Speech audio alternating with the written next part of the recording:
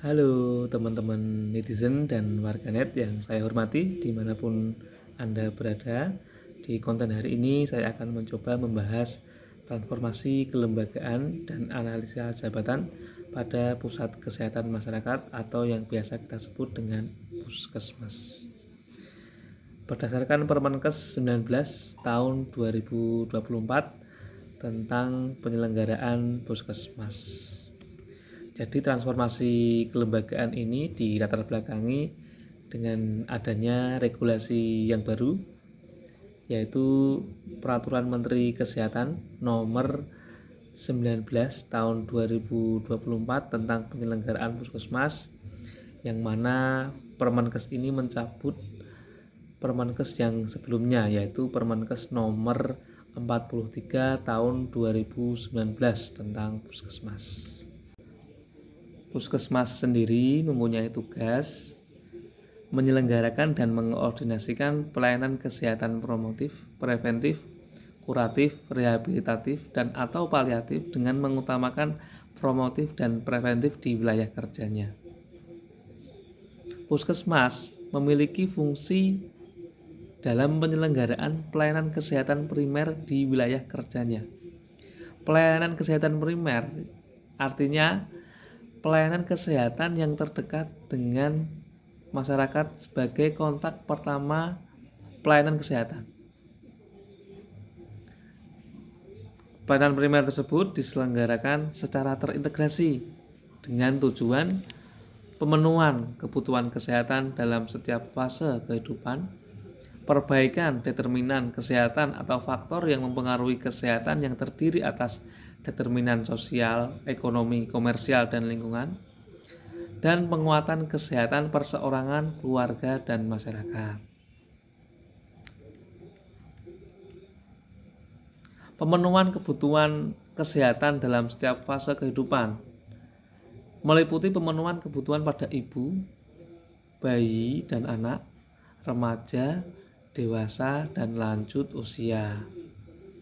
Perbaikan determinan kesehatan atau faktor yang mempengaruhi kesehatan melibatkan pihak terkait melalui penyusunan kebijakan dan tindakan lintas sektor untuk mengurangi resiko dari faktor yang berpengaruh terhadap kesehatan.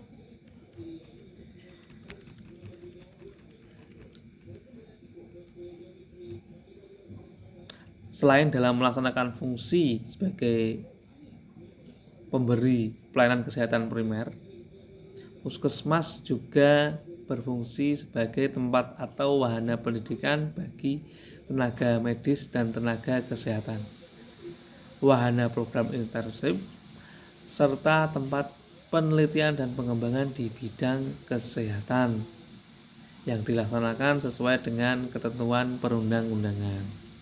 Kemudian untuk peran Puskesmas, Puskesmas berperan dalam mewujudkan wilayah kerja yang sehat dengan masyarakat yang berperilaku hidup sehat, mudah mengakses pelayanan kesehatan bermutu, hidup dalam lingkungan sehat, dan memiliki derajat kesehatan yang setinggi-tingginya baik individu, keluarga, kelompok maupun masyarakat. Dan dalam Permenkes 19 2024 seperti halnya di Permenkes yang sebelumnya ya, diatur mengenai persyaratan berdirinya suatu puskesmas.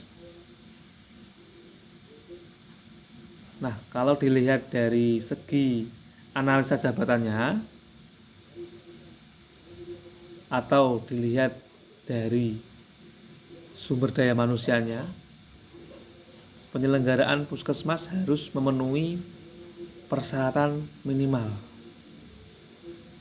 berupa tenaga medis yang terdiri dari dokter yang memiliki kompetensi di bidang kedokteran keluarga, pelayanan primer, dokter umum ya, kemudian dokter gigi, kemudian tenaga kesehatan.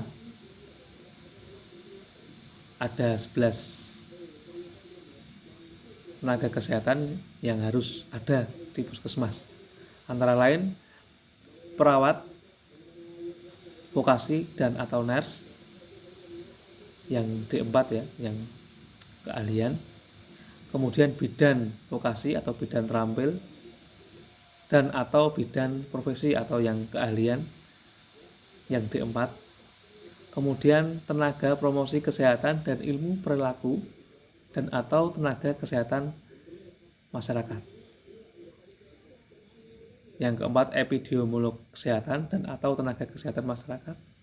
Yang kelima, sanitarian atau tenaga sanitasi lingkungan dan atau tenaga kesehatan masyarakat. Yang keenam, nutrisionis. Yang ketujuh, apoteker. Yang kedelapan, tenaga teknisi laboratorium medik atau peranata labkes ya. Yang kesembilan, psikolog klinis. Yang kesepuluh, ada fisioterapis. Yang ke-11, perawat gigi atau terapis gigi dan mulut. Kemudian ada juga tenaga pendukung atau penunjang yang terdiri dari dua jenis, yaitu tenaga keuangan dan juga tenaga teknologi informasi. Seperti halnya Permenkes 43 2019, di Permenkes 19 2024 ini juga sudah mengatur mengenai standar kebutuhan pada sumber daya manusia kesehatan yang mana dibagi ke dalam 3 jenis puskesmas, yaitu puskesmas yang berada di wilayah tidak terpencil, kemudian puskesmas yang berada di wilayah terpencil, dan puskesmas di wilayah sangat terpencil. Kemudian dikategorikan lagi kebutuhannya berdasarkan puskesmas non rawat inap, puskesmas rawat inap. Misalnya dokter di puskesmas yang wilayahnya tidak terpencil untuk yang rawat inap jumlahnya 3 sampai 4. Kemudian yang di puskesmas di wilayah terpencil untuk yang rawat inap kebutuhannya 2, dan puskesmas yang di wilayah sangat terpencil untuk yang rawat inap kebutuhannya adalah 1. Kemudian untuk jumlah maksimal sumber daya manusia kesehatan puskesmas harus dihitung berdasarkan analisis beban kerja ya, dan untuk jenis-jenis jabatannya harus melihat hasil dari analisis jabatan yang dikeluarkan oleh teman-teman di bagian organisasi sekretariat daerah. Kemudian untuk bagian organisasi puskesmas sesuai Permenkes 19 2024, puskesmas dikepalai oleh jabatan fungsional yang diangkat dan diberhentikan oleh bupati atau wali kota dengan syarat berstatus sebagai ASN, memiliki pendidikan paling rendah S1 atau D4 di bidang kesehatan, kemudian pernah menduduki JF di bidang kesehatan jenjang ahli pertama paling sedikit 2 tahun, masa kerja di puskesmas paling sedikit 2 tahun, memiliki kemampuan manajerial di bidang kesehatan masyarakat, dan telah mengikuti pelatihan manajemen puskesmas. Nah, untuk puskesmas di wilayah kawasan terpencil dan sangat terpencil, kepala puskesmas dapat dijabat oleh JF di bidang kesehatan dengan tingkat pendidikan paling rendah diploma 3. Penggantian kepala puskesmas berdasarkan penilaian kinerja dan atau kebutuhan organisasi sesuai dengan ketentuan peraturan perundang-undangan. Nah, selain menjalankan tugasnya sebagai JF sesuai dengan keahlian ataupun keterampilannya, kepala puskesmas mendapatkan tugas tambahan untuk manage puskesmas seperti dalam halnya penyusunan rencana program dan anggaran, pengelolaan klaster, koordinasi jejaring pelayanan kesehatan primer di wilayah kerja puskesmas, pengelolaan data dan sistem informasi, pemantauan evaluasi dan pelaporan puskesmas, dan pelaksanaan urusan administrasi puskesmas.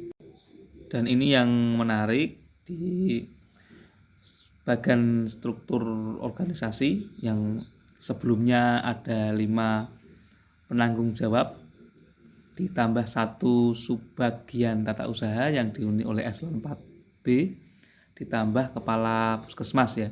Di bagian struktur organisasi yang baru ini hanya ada kepala puskesmas dan 5 penanggung jawab klaster yang semua dihuni oleh jabatan fungsional ya.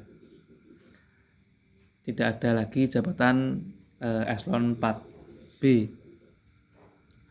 yang mana kalau kita melihat di dalam isinya, ketugasannya itu akan diampu oleh klaster manajemen, sehingga nanti untuk ketugasan yang berkaitan dengan arsip, SDM, sarana, prasarana, kemudian keuangan, aset, dan juga perencanaan nanti akan diampu oleh klaster manajemen ini.